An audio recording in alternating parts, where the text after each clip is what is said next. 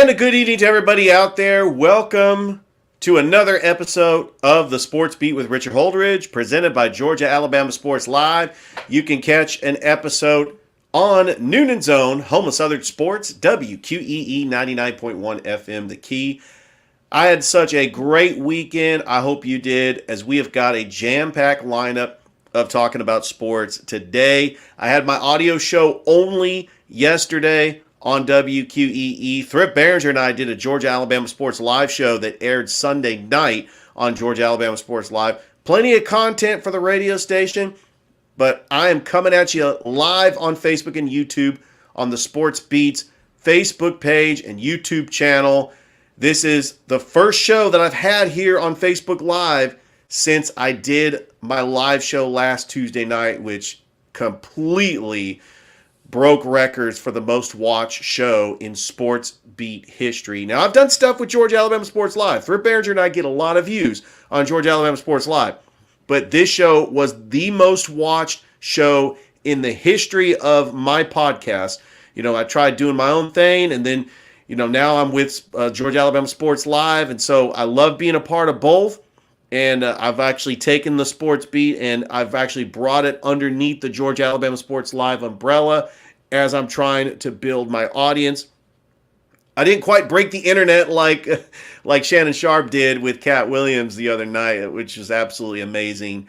That it's like 30 million views and climbing, and that came out a week ago. But we do have a great show for you. I'm going to have the voice of the Flint River Wildcats, Joe Howard. He is going to come on. I'm excited about that. And I'm also going to have WDAE's ESPN Radio 95.3's Jay Recher. We're going to talk a little bit about the Tampa Bay Buccaneers. How is Tampa feeling about the Buccaneers being in the playoffs with Baker Mayfield? So I'm excited to get this show going. We do have a national championship game tonight. We have number 1 Michigan taking on number 2 Washington. These two teams are going to meet in the Big Ten next year. And this is also a rematch of the 1991 Rose Bowl. They have met 4 times in the last 30 years, including Washington winning the national championship back in 1991, drubbing Michigan 34-14 in that Rose Bowl where Desmond Howard won the Heisman Trophy. Remember, Mark Brunell was the quarterback. Yeah, you all remember that. Don James was the legendary head coach. Anyway, and then they have played a couple more times in the early 2000s, but Michigan is a slight favorite, 5.5 points, but Washington does have the best player on the field, in my opinion. Michael Penix Jr. is just absolutely electric, and sometimes the best player can change the outcome of a game. Look at Vince Young in the 2006 BCS championship game. Look at Cam Newton in the championship game in 2011 against Oregon. But, you know, I'm going to go ahead and, without further ado, I'm going to bring on my first guest here on the Sports Beat. I've been wanting to get this guy on. I met him at a Flint River football game. And if you don't know where Flint River is, it's in a small town in Woodbury, Georgia. And it's one of those towns where you're driving the back roads to Atlanta, like I always do, because my in-laws live in South Atlanta. And so we go right through Woodbury. They got a little Ingles there. They got a nice restaurant. It's a decent enough sized town where there is stuff to do, but if you blink, you'll miss it. But it's like the entire town will shut down on a Friday night to go see the Flint River Wildcats play football, and they won a state championship. I mean, that's something they can be proud of. They can hang that banner with pride. But please welcome to the Sports Beat, Joe Howard. He is the voice of the Flint River Wildcats. Joe, welcome to the show. Thank you, Richard. Thank you for having me. Hope you can hear me. I'm trying to log on here through my mobile device, so I hope everything's loud and clear. Oh, we can hear you fine, Joe. First of all, how did you get the job as the voice of the Flint River Wildcats? Where did you get your start in announcing, and what are some of the things that you've done over the years? Well, I appreciate that, Richard. My son and daughter both obviously went to Flint River. My son's a senior this year. I kind of got my I guess you would call it voice of the Wildcats through that. He started on the C team back in 5th grade and won a C team state championship there. and during his 5th grade year, and I kind of helped out on the field some then. And as it progressed, the person calling the varsity games kind of retired, and with his kids, and so the next thing you know, I ended up in the booth, and it started. I guess I've been in the booth probably for the last 4 years now. So I do some baseball and a little bit of basketball. We don't do a lot of announcing during basketball games, but I do all the baseball games. Been doing football, like I said, for 4 years now. So. Well, Joe, PA announcing is a lost art. I mean, we do have PA announcers in football. I was a PA announcer for Russell County. You really just have fun doing it. We, called the Calvary Christian Flint River Academy game on Georgia Alabama Sports Live. Thrift Behringer and I were there. That's when we got to meet you. We had you as part of high school game day. But you have a very unique signature phrase every time Flint River gets a first down. How does that go? Because I can't do it as good as you, but you gotta actually let everybody know how you say it. Well, let me say this, Richard. I don't know how well I can do it because I've tried. Somebody else walk up and say, "Hey, let's hear that," first down Wildcats. And the hard thing is it's hard to do it not being in the moment. Yeah. I had one of the parents in the school come up to me the other day and said, "Hey, you've got to figure out a way to incorporate that into the baseball game." I said, I don't know how, because it's like one of those things. As soon as it happens, I guess the excitement builds up. But it's a first down Wildcats. Then, I love it. So getting to say that a lot this year. That was pretty cool with us winning the state championship, going 12-0. So. Yeah, 12-0, a very special year. For a team that went 5-5 last year, a great turnaround for the Flint River Wildcats. And, you win in the state championship. You go to Five Star Stadium over there in Macon. My broadcast partner, Thrift Behringer, was calling the GIAA championships. That was just a great moment for him as well. And, you win against Robert Toombs. It was a very low-scoring game, 14-7. But in that moment, because you were there, yes. What did that moment feel like to know that the Flint River Wildcats won the state championship? Well, it was surreal. Just knowing that we were up against a team, and like Robert Toombs, great team. Robert Toombs, great, well-coached team, great athletes, some very nice, big athletes on their team. A lot of people don't know, but Robert Toombs played in that championship game last year as well, right. Losing to Thomas Jefferson. Thomas Jefferson beat us out last year in the quarterfinals, and then they went on to win the state, but they played Robert Toombs. But I'll tell you, just being there and the excitement, the videos are all over the place on GIAA Vault channel there. Videos are there. But the excitement that I felt was like none other. I had been kind of all year. That was my thing is, man, we've got to do this. We can do this. We can do this. And with every win, the next one was, more nail biting. And, the Wildcats played in 3 different states, Georgia, Alabama, and Florida this year. So we traveled a lot. And every time we traveled, it was just a little more nail biting going into the game. So, well, Joe, and then there's a place in Woodbury. It's a very popular spot. It's right on the corner of Main Street and the highway going through Woodbury. Doodlim's Barbecue and Fruit Stand, and I believe that's where they live stream the game on the GIAA network. And for the fans in Woodbury that couldn't make it to the championship game, a lot of people in Woodbury were back in the town watching the game on the GIAA network. That's right. And if you go to Doodlems, they have a huge screen out front, similar to our new scoreboard screen that you got to witness at the field there at Wildcat Field at the Den. They have a huge screen out front that faces that 4-way red light there. And they played the game there. Where you pull up at the red light, you're watching the state championship game. But then just last week, they took down the highlights. The highlights have been up there since December the 4th when we won that state championship. And but the highlights have been right there on that big screen out front of Doodlems. So we appreciate Doodlems' support. Yeah, absolutely incredible, Joe. Is there talks in the town where are they going to have signs going into the town, or do they have any billboards up yet? Well, no billboards up yet. We do have some signs out front of the school as you're coming and going into the school. There's some talk about some things going on with the county commission going on, later on this month. And it's still the town is still pumped up. The school's still pumped up. I mean, you're talking about a school that runs 3K through 12th grade with only 300 students. We're small, but we pack a big punch and we got a big heart. So, Joe, where did you get your start in broadcasting, and what town did you start in? Like, where did you grow up?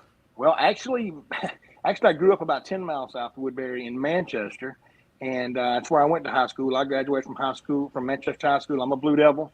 Graduated in 1995 from there, and married and moved to the north end of Meriwether, which is when my kids started at Flint River. And Flint River has been my only place. I've there, and then I've done some things, kind of like this with you guys and broadcasting. But other than that, just Flint River. Now, I will tell you that one of my biggest inspirations passed away a couple years ago. Some of you may or may not know him, but Casey Motter. Casey is the longtime voice of the Atlanta Braves. Casey and I were really good friends, really close friends. Did a lot of things outside of the sports together. And Casey, just his voice, and he taught me a lot and worked with me a lot. And I use Casey's voice now to announce the baseball players to the plate. I do the rest of the game, but every time they come to the plate during a baseball game, Casey's voice calls them to the plate, digitized. It's a pretty cool deal. That's awesome. Casey's one of my mentors. Absolutely. He surely will be missed. I remember hearing Casey when I was going to Braves games. He just had such a distinct voice, and that's really somebody to just mimic on your style, because all of our broadcasters have our different styles, and that's what I enjoy about PA announcing. But let's talk about growing up in Manchester. You graduated there. 2 years later, they win a state championship, 1997. They were back in the state championship this year, taking on Bowden. How exciting was that town of Manchester to be in the state championship up in Atlanta this year? There was a lot of excitement around the community, obviously, and being back in the state championship again. The excitement of having two teams from Meriwether County that was able to compete in state championships this year was pretty big for our county. Very rural county, but having two teams compete was pretty big for us. There was a lot of sadness around what happened to Manchester right before the game. A couple of days before the game, but overall, the excitement of them being there was there. So. All right. Well, now we're in basketball season. You said that you do a little PA announcing for the Flint River basketball team. So you announced the starting lineups? That's correct. We just had our first home game 2 days ago. So.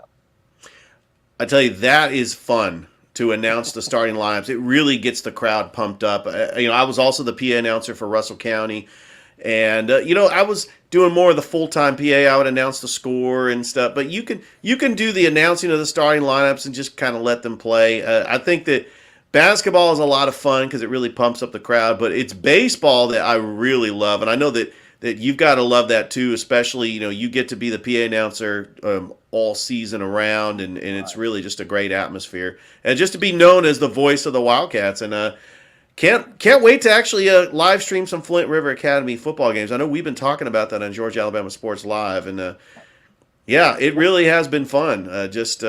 Having you follow us on Georgia Alabama Sports Live, and I really appreciate your support, and that's why I wanted to get you on and to tell your broadcasting story, because everybody in broadcasting has a story, and you, some of the stuff that you've shared on social media, you truly are passionate about the Flint River Wildcats. I tell you, I love them. I tell everybody that I'm a Blue Devil by graduation, but I'm a Wildcat by heart, and I've agreed to go to call the Wildcat games for the next 2 years. Like I said, my son graduates this year. My wife is employed at the school. She's actually a teacher at the school, so I'll be there for a while. But I'm gonna call the games, the varsity games, for a couple more years after he graduates this year, and then I'd like to look into getting into some things like you and Thrift do. Calling some other games outside of that, broaden horizon a little bit. So. Oh, that is awesome, and that is great when you can actually broaden your horizon when it comes to broadcasting. And I'm 44 years old. I took a very long break. I did this in college, but one thing I love about it, it never leaves you. So when you just have that passion, really, Josh Pate, if you know who Josh Pate is, he once said, your passion and your talent, they have to intersect at an appropriate time in life. I'm kind of paraphrasing him, but you also have to have opportunity. And so sometimes there are opportunities out there that are put in front of your doorstep, and you just got to take advantage of it. And I believe you're doing a great job, and I just enjoy just hearing you, just cover Flint River, and just the best of luck to you as we approach, the other seasons, looking forward to getting back into the swing of things. Well, we're looking forward to that as well, Richard. And if you get a chance to come out to catch some Flint River baseball or basketball, just let us know. And you have all my contact information, so you're welcome to come anytime. Absolutely. Well, I'm going to get you on for a few more minutes. My next guest is not coming on for another 20 minutes, but we got a big national championship game tonight. I understand we live in the South. I mean, this is the first time since 2014. No Alabama, no Georgia, no Clemson. The last time we saw this, we saw Oregon and Ohio State back in 2014, and I know that people in the South didn't watch it as much. I got to tell you, I mean, I'm intrigued by this matchup because, being a 49ers fan, I rooted for Jim Harbaugh. When he went to Michigan, I knew it was going to work. Washington is just a great Cinderella story. You have Kalen DeBoer, second year at Washington, Michael Penix Jr., who should have won the Heisman. I'm not expecting Washington to win it, but it would not surprise me if Washington wins. I just think that Michigan beating Alabama and making it to the national championship, they really exercised some demons. The cheating scandal, losing in the college football playoff the last 2 years. Joe, who do you got in this national championship game tonight? Well, I'm personally not a Harbaugh fan. I'm an Auburn guy, deep at heart, and I got a child at Auburn. But anyway, I'm taking Washington. I think Penix Jr. is the guy. If Washington's offensive line can match up with that Michigan defensive line, I think Washington's got a chance. But watching Michigan's defense against Alabama, that's going to be a tough uphill battle for them. Well, regardless of the outcome, I strongly believe that Jim Harbaugh is going to the NFL after this game. I know that I talked on my show yesterday that I would love for him to go to the Falcons. I just don't think that the GM, Terry Fontenot, is going to, I don't think he's going to give up that power. And so the thing is, Joe, that we all want like a big-time coach. And, as we saw that Arthur Smith got let go, today was Black Monday. He had Arthur Smith, Ron Rivera. Bill Belichick is probably going to be let go pretty soon. But in your mind, I mean, the Atlanta Falcons, I know they haven't made the playoffs since 2017, and Arthur Smith had 3 straight 7-10 seasons. But with all that talent, the team quit on them the last 2 games, 2 blowout losses. But in your mind, who would be the right fit? Well, first of all, are you an NFL guy? I didn't even bother to ask you. Well, I like the NFL. I watch the NFL. I'm a Broncos fan. I was an Elway fan when he come out of college, so I've been a Broncos fan. Just never let those guys go. I don't know what the right combination is for Atlanta because for whatever reason, there always seems to not be that right combination.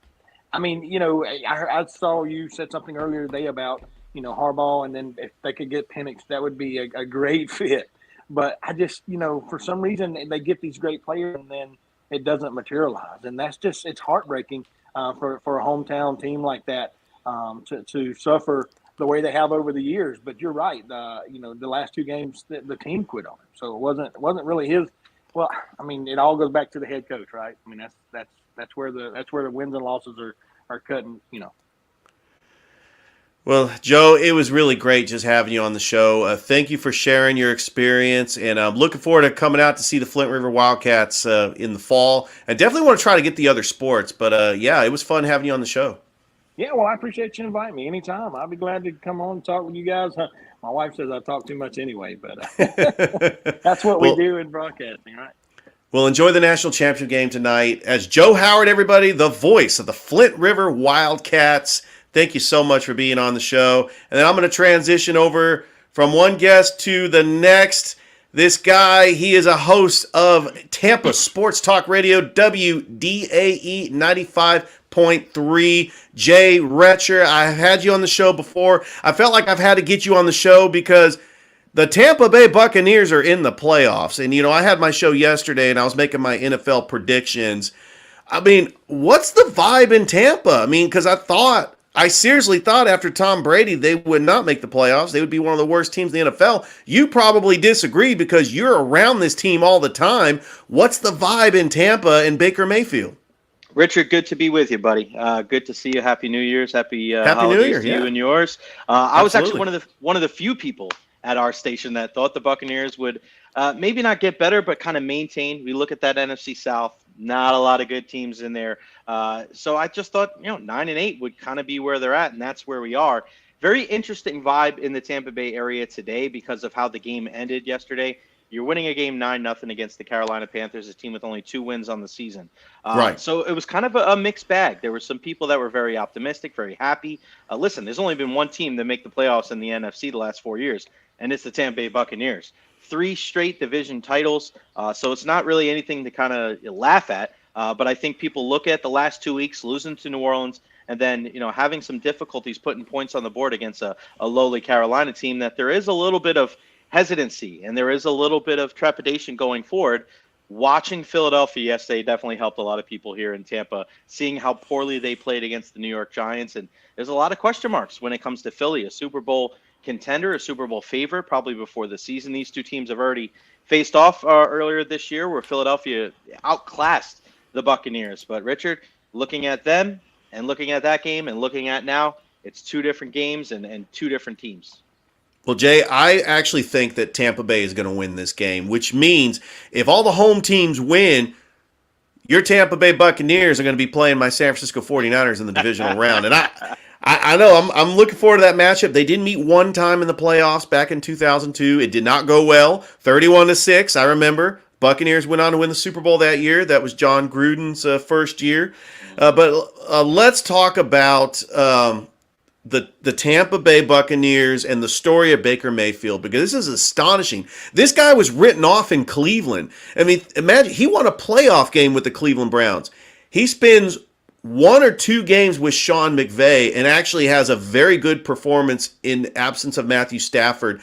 And so the Buccaneers sign him. I mean, they didn't even know who their starting quarterback was going to be. Was it going to be Baker Mayfield? Was it going to be Kyle Trask? A lot of Tampa fans were wondering, without Tom Brady, we are going to completely drop off the face of the earth. But some fans, they're very confident with Baker Mayfield, and he has proven that he is capable, and he wants to stay in Tampa. I think that's very important. It's really getting the fan base going. I know the NFC South was weak this year, but Tampa Bay is hosting a playoff game Monday night, and that's got to get the Tampa crowd excited. Yeah, it's kind of funny, Richard, that you mentioned, Baker Mayfield and how much. Think about it like this: the Atlanta Falcons with Taylor Heineke and the New Orleans Saints with Jameis Winston, their backup quarterbacks are making more than Baker Mayfield was making this year for the Buccaneers. Think about that. And they're the team that is going into the playoffs. And this is a guy where, listen, you can question his height, you can question his decision making at times, but he wasn't 100% yesterday, and he was leaving it all out there on the field. This guy's heart he's a fighter, man. He is a baller. He goes out there. You could just tell all the guys around him, they really support him. They really like him. And I was very unsure if he was going to be a guy that was going to be here for more than 1 year. I said it on the show today. It's almost a resounding yes. They're going to find a way. Keep an eye after this season is done to see a very Geno Smith-like deal that we saw last year with Seattle, a 3-year deal between, quarterbacks are making money, Richard.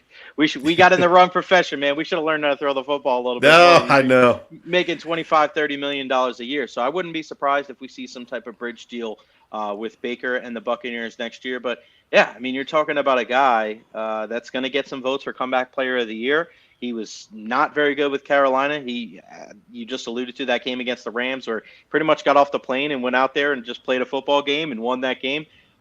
He's a guy that's really grown in a lot of people's eyes here in the Bay Area. They respect everything that he brings to the table. He's got a charity that he started with his wife here in the Tampa Bay area.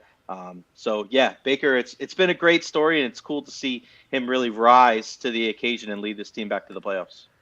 Jay, I've been listening to your show on WDAE 95.3 and ESPN in Tampa, and you are absolutely right. I agree with you 100% about Antoine Winfield. He got snubbed for the Pro Bowl. How could you leave a guy who changed the game in 2 separate games? He had a strip fumble and a touchback against Atlanta on Desmond Ridder, and then yesterday, DJ Chark is about to go in the end zone, and Carolina is about to go up 7-0 on Tampa, and he strips it out, and it's a touchback, and he done it twice.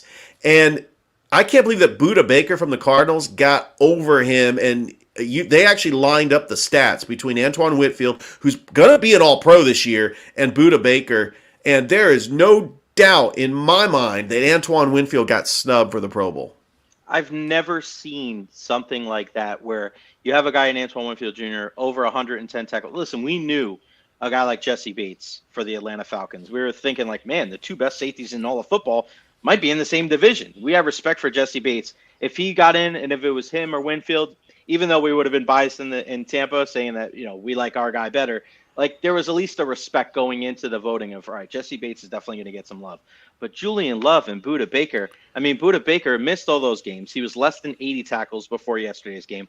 No fumble recoveries, no forced fumbles, no interceptions. And Antoine Winfield Jr. is putting up numbers across the board. So, and here's the thing. People say, it's a popularity contest. Well, Antoine Winfield Jr.'s dad played. He also had one of the more viral moments when he was chucking up the deuce to Tyreek Hill in the Super Bowl a couple of years ago. This is a guy who's a Super Bowl champion. It's a well-known name. This is a guy that people know. It's not like some guy flew under the radar and nobody knew him. He was an undrafted free agent out of a small school in Sacramento or something. This is Antoine Winfield Jr. This is a legacy name in the National Football League. And I think it's going to be very telling when that all-pro voting comes out and he probably gets the nod, him and Jesse Bates as the two safeties. But you're right. It's an absolute crime that he didn't get voted into the Pro Bowl, and it really makes you question the voting process. 33% for the players and the coaches and the fans. We got to do a better job because I think he's going to get votes for Defensive Player of the Year. He's been that good. We tend to look at that position and that award at the end of the year as all right, you have to get like 10 interceptions or 20 sacks, but how about a guy like this who does a little bit of everything and he just changes the game every single time he's out there? So I'm with you. I think Antoine Winfield Jr., one of the biggest Pro Bowl snubs in my lifetime. Monday night, ESPN, the Eagles are going to be playing the Buccaneers. It will wrap up Super Wildcard Weekend. Jay, I'm so excited about Super Wildcard Weekend. The Buccaneers playing the Eagles. They went to the Super Bowl last year. Nick Sirianni in his third year, I think that they are regressing really bad. They started out 10-1, and they looked awful against the Giants. I honestly think, Jay, if they lose to the Buccaneers, I think that Nick Sirianni will be fired because Howie Roseman does not give Eagles head coaches a lot of leeway. Look what happened with Andy Reid, Chip Kelly, and then Doug Peterson. Doug Peterson won a Super Bowl, and they let him go. Nick Sirianni is just not winning over the Philly fan base, especially, I think, losing the two coordinators, like Shane Steichen over to Indy and then Gagnon to Arizona. I think that hurts them. And A.J. Brown might be out. Jalen Hurts is banged up. The defense is not what it was last year. I can't believe Matt Patricia is the defensive coordinator. They changed over defensive coordinators. I know that Tampa fans have got to be optimistic that they could win this game, especially playing at home. A lot more optimistic than in the beginning of the day yesterday after that Carolina game. As the day progressed, you're kind of watching that game and seeing what's going on with Philadelphia. They had a team meeting after losing, after being 10-1. Usually a team meeting happens, Richard, when you're 3-game, 4-game, 5, 6-game losing streak and you try to rally the troops. They had 1 or 2 losses on the season. They're having team meetings. So you kind of saw cracks in the foundation before the losses started to happen. And this is a team that's littered with talent on both sides of the ball. But I'm with you. They're at a time right now. The Buccaneers have to be licking their chops. This is the best time to get them. It's not always, how you play a team. Sometimes it's when you play them. And you looked early on in the season and they didn't play all that well against the Eagles, but they look like a fractured club right now. And if I'm the Buccaneers, if you could say a lot of things about the Buccaneers and what they don't do well and some of their shortcomings, but one thing that you cannot say about them is that they're not a united front. These guys love each other. They're pulling the rope all in the same direction. So they have a clear advantage in that aspect. We'll see if it makes a difference Monday night, but I'll be there at Raymond James Stadium, and hopefully the Buccaneers will come away with the victory, and we're having a victory Tuesday. That's going to be awesome. A Super Wildcard Weekend. We got some pretty interesting matchups. We got some storylines in all these games. Browns, Texans. The Deshaun Watson factor. Tyreek Hill going back to face his former team, Dolphins, Chiefs. Steelers, Bills. The Bills get the number 2 seed after starting 6-6. They've completely changed the identity of their team. Packers, Cowboys, great rivalry, Mike McCarthy Bowl. And then the Rams, Lions. Matthew Stafford facing his old team. Jared Goff facing his old team. Which storyline in the other games in Super Wildcard Weekend are you most intrigued by? Is there any other games that you really have got to watch, be glued to the couch, rather other than Tampa and Philly? I'm so glad you asked me this. I feel like this is the best Super Wildcard weekend since they've expanded the playoffs. I really don't look at any of these games go, I don't really want to watch it. Every single game is super exciting this weekend. I like Detroit and the Rams. You look at LA, too. I mean, just that trade. You trade a guy that was the number 1 overall pick in Goff. They thought that, or Sean McVay thought that, all right, we went to the Super Bowl with him, but we really need to change a quarterback to take us to the next level. And then it worked. Matthew Stafford leads them to the Super Bowl a couple years ago over the Cincinnati Bengals. And look at Detroit. You want to talk about a turnaround from the last couple of years.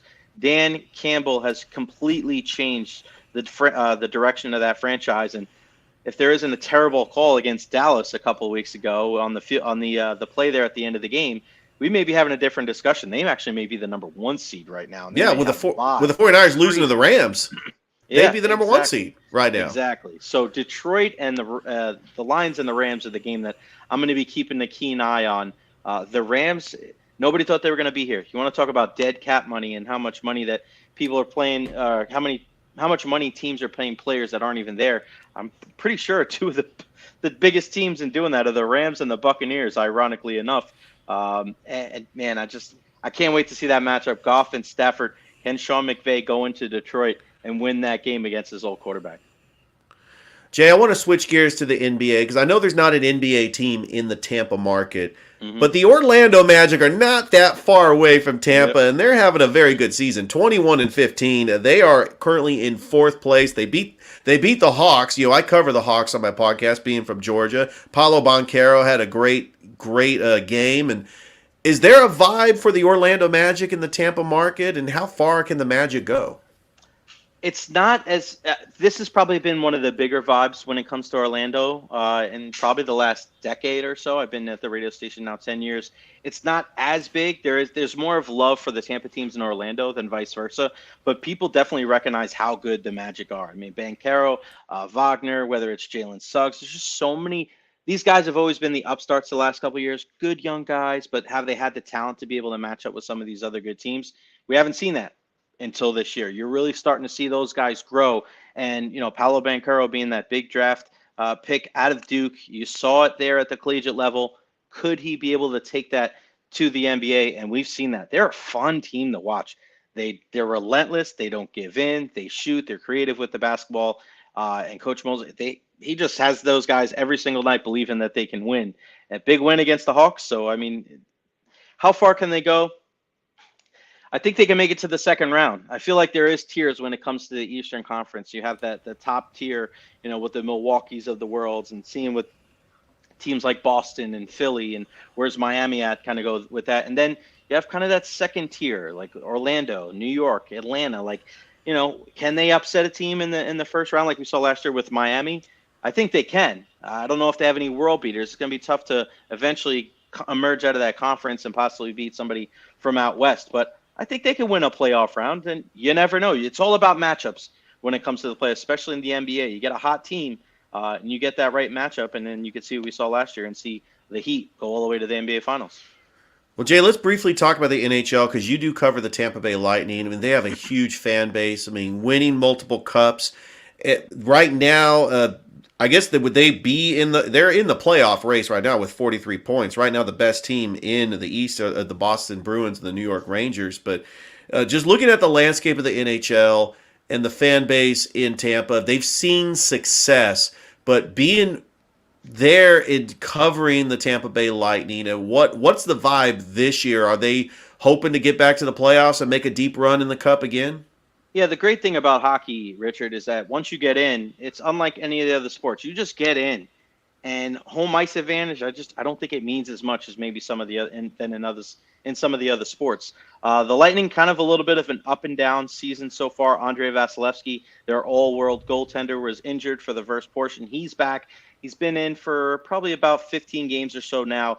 He's a guy that really needs to kind of step his game up as well because the East has been better than advertised. And a team like Boston, who lost 2 of their centers, they're still up there at the top. The Rangers, a really, really good team, just absolutely killing it. You have Toronto, you have Florida. They have a really tough division there at the Atlantic. I think you get a little spoiled, I think, at times with the Tampa Bay Lightning because you have the 2 cups, because in the last decade you've had 4 trips to the Stanley Cup final. What can they do going forward? People aren't going to be just satisfied with making the playoffs. They have to make another deep postseason run. It's hard to go to 3 straight Stanley Cup finals and then get bounced in the first round to one of your rivals, Toronto, last year. People want to see improvement. This is the last year on their contract for Captain Steven Stamkos, and then next year, Victor Hedman. Talking about 2 guys that are going to be Hall of Famers one day. Oh, yeah. They got to turn it around. They got to turn it around, and they have a pretty favorable schedule coming up before the All-Star break. So people are going to be keeping an eye on these next 9-10 games and see if they're a team that can push towards the top of the division. Yeah, it's a great sports scene in the Tampa market. I mean, we got pitchers and catchers reporting in about a month and a half. You know, you're going to be all over the Tampa Bay Rays, you know, the Tampa Bay Lightning, Buccaneers in the playoffs. It's just a fun time down in Tampa, and not to mention the University of South Florida too. I mean, you know, we definitely miss Amir Abdul-Rahim, the coach from Kennesaw State that led Kennesaw State to the NCAA tournament last year. But I think Kennesaw State will go back. I think he's doing a good job down at South Florida. But I know we got a big national championship tonight. I know us being in the South, there's not an SEC team for the first time since 2014, but there's still a lot of vibe, you know, 2 passionate fan bases. I got a lot of friends up in the Pacific Northwest.